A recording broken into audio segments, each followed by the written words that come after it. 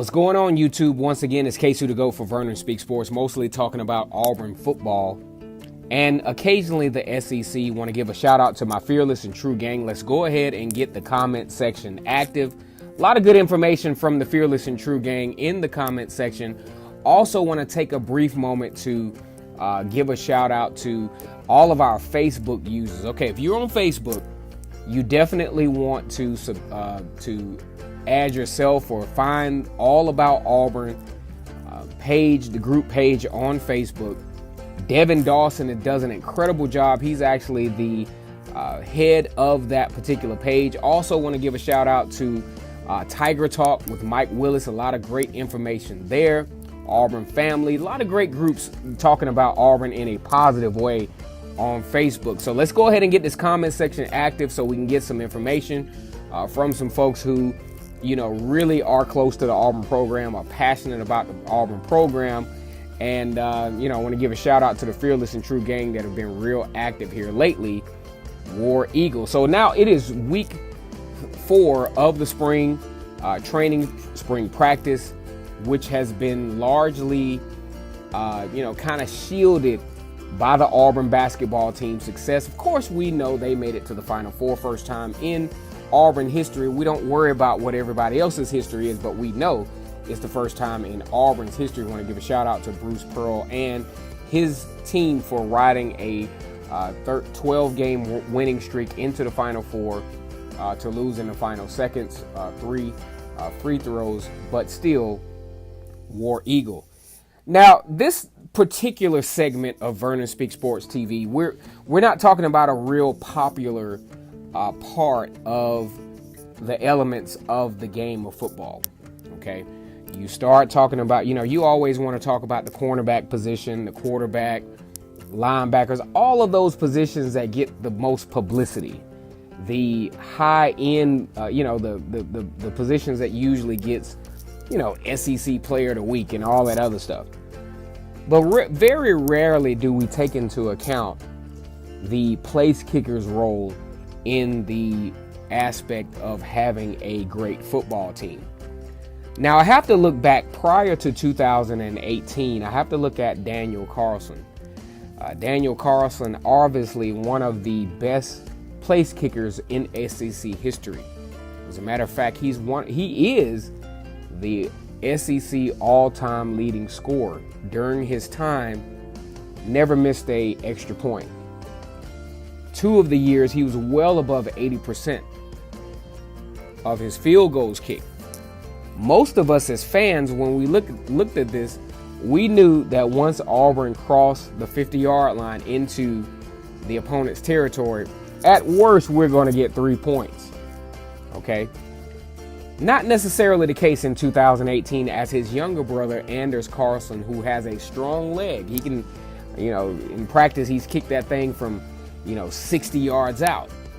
However, didn't quite have the same level of reliability as his brother did. Now, if we look at some stats, and it kind of showed up when we really think about it, he missed one against Washington. Anders Carlson did.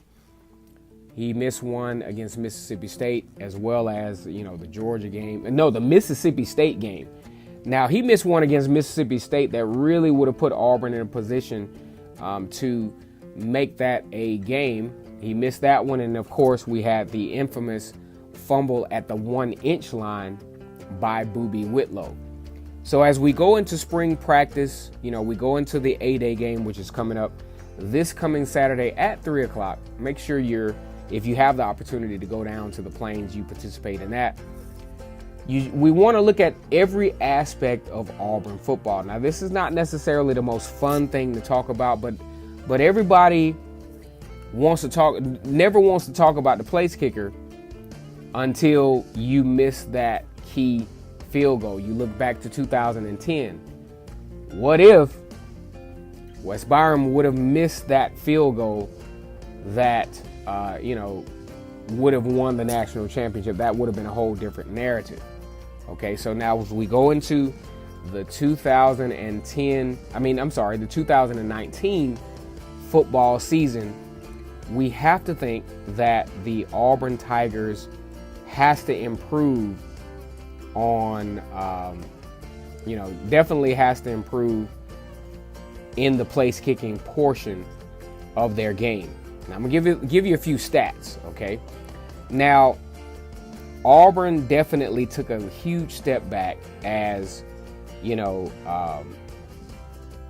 Daniel Carlson, Anders Carlson brothers. Daniel was 80% for the most part throughout his career.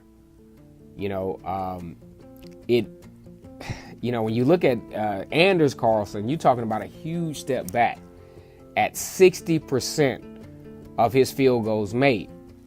Now, the good news is he didn't miss any extra points, but going into the 2019 season, you have to think that the place kicking, which has given Auburn a competitive edge, throughout the years, has to get back on pace, because there are going to be some games where those 3 points are going to make a difference. Because if you think about that Mississippi State game, you talk about, Boobie Whitlow fumbling at the 1-inch line and Wes Byron missing that crucial field goal. You're talking about 10 points left on the table.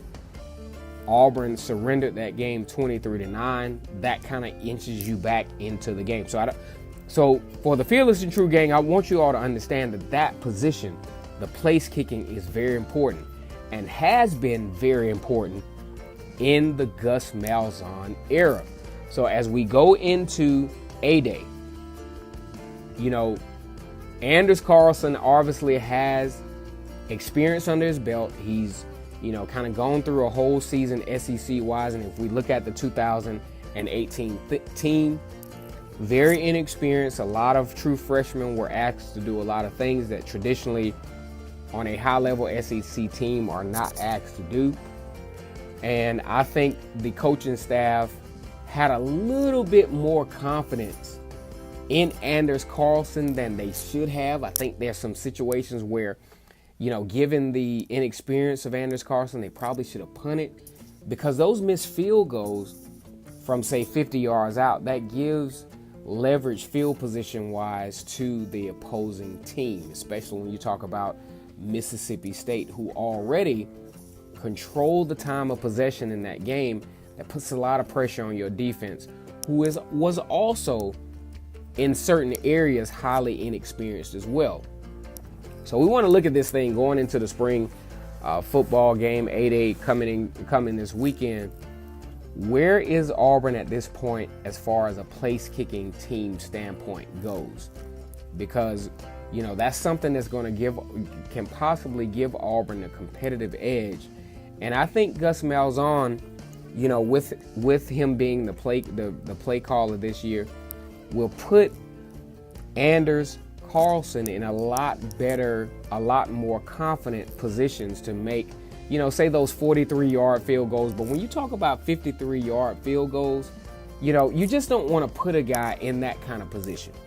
Okay, so that's what we're going to look for moving forward in this spring game, because of course, you have the quarterback battle going on, the third, one of the top 3 quarterback battles in the country.